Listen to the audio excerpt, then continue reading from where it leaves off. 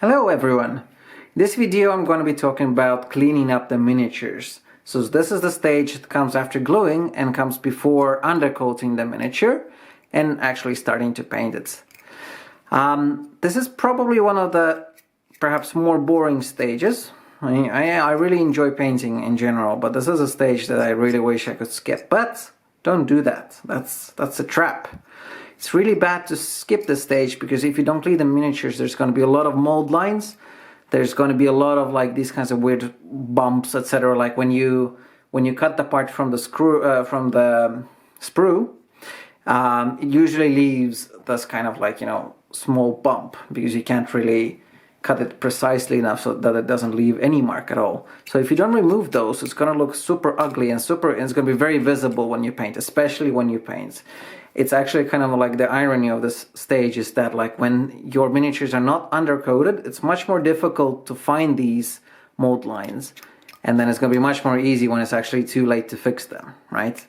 And why I think it's super important to use a few hours on this stage is because like even if you're an excellent painter, you can't make the miniature look that good anymore if they have those mold lines.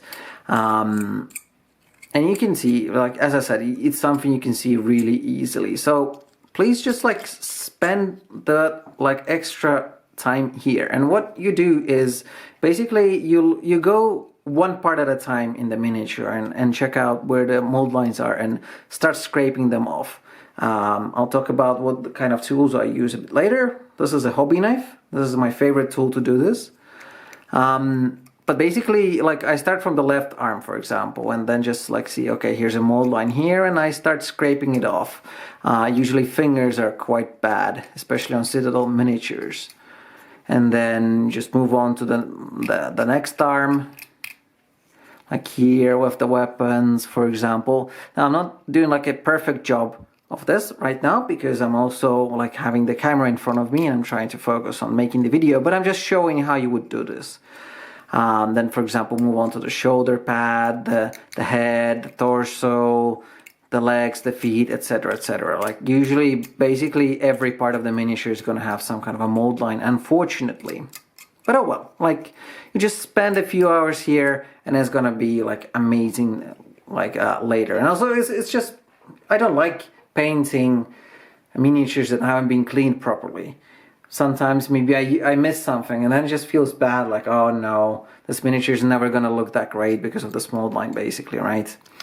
So what tools do I like to use? Now, this is the hobby knife that I talked about. It's very sharp and that's why it's good. Like, it's a bit dangerous perhaps, so if you are, for example, if you're a kid or you haven't used these kinds of tools that often, maybe you shouldn't use this tool. You can cut yourself, and you can also, like even worse, you can cut the miniature in such a way that you actually like remove an important detail, for example. So that's something that I've done sometimes, and then it's really difficult to fix because then you either have to just like go with it, admit defeat, remove the part completely, and just like pretend that that detail never existed. But then, of course, the miniature becomes a bit more boring, or you have to sculpt it back. And that's going to be quite difficult. So you really want to avoid those kinds of situations in general, right? But the hobby knife basically is able to do pretty much everything you need cleaning wise. So you can scrape off the mold lines really efficiently. You can remove the weird bits that like, yeah, are leftovers from the sprue. And you just basically, you never try to like actually start cutting stuff. You just use the edge to scrape stuff off. All right, that's the best way to use this tool. Now, a safer tool, something that Citadel sells, and it's a good tool. It's just not as efficient and not as convenient, at least in my opinion, as the hobby knife. But you can't cut yourself with this because it's blunt. So you can't cut yourself and you can't really damage the miniature that badly. And it's actually like pretty good in areas that are quite flat and a bit bigger. So these are actually really like good examples where you would want to use this tool. But then if you have, for example, like between the fingers, it's quite impossible to remove the mold lines between the fingers with this because it's so the edge. It doesn't have an edge, but it's just so thick, right? You might want to use like, you know, filing tools, for example, and it's quite good. It's quite good if you have, for example, a flat shoulder pad, so you can just like do like so. But it's quite rare that I would actually use these because, again, they require a bigger flat surface. You also want to dust off the plastic or resin particles that you scrape off once in a while with a brush. So I have got this kind of like this is a Army Painter extra expensive, extra nice dry brush. You don't have to specifically use this one. You can just buy like a €1 makeup brush or something. And these are really good to remove the dust from the miniatures. And when you remove the dust, you can actually see like some new mold lines usually. So like you obfuscate the mold lines when you start scraping them off, and then you dust it off again, and then you come back to it and see like, okay, there's still a bit left. And actually one of my favorite tools, especially towards the end of the process, is just using my nail. So again, it's just like very handy to, like, after you use the hobby knife, for example, then like do the last parts with your nail. Just scrape off all the dust, all the like remaining mold lines and such.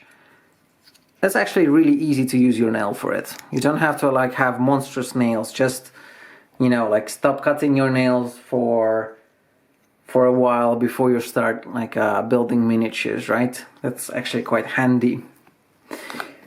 So that's actually like the main parts of cleaning the miniature. Something else that you might want to do is also wash the miniature with soap and a toothbrush, for example. I feel like the modern citadel plastics are quite good, so probably nothing bad is going to happen if you don't wash the plastic. But like, for example, resin models or models that are not from Citadel and might be a bit of like lower quality might have these kinds of residues that are going to basically prevent the paint to properly stick on the miniature if you don't wash it off. So that's why you would, you know, want to wash it just in case. And, you know, like, one option is to wash the whole sprue before you even start gluing anything. The second option is to just like wash this built model. I usually like to wash the sprues because then I don't, you know, run a risk that I'm gonna wash the glue off and something's gonna, like a part is gonna come off because of the water and rinsing. But usually if you've glued it properly, and nothing like that is gonna happen, so it's gonna be fine. So that's a good summary of how and why to clean the models before you actually start undercoating them. Thanks for watching.